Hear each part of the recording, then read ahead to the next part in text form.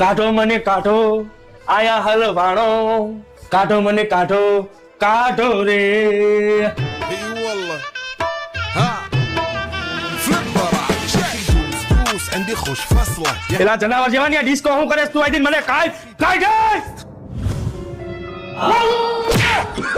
પેલા ભાઈ તમે તો જારી હોતું ચંપલ આવવા દીધું ઈ ગમે ની આ ચંપલ આવે અને તને અહીંથી કાઢીને અમારે શું કામ?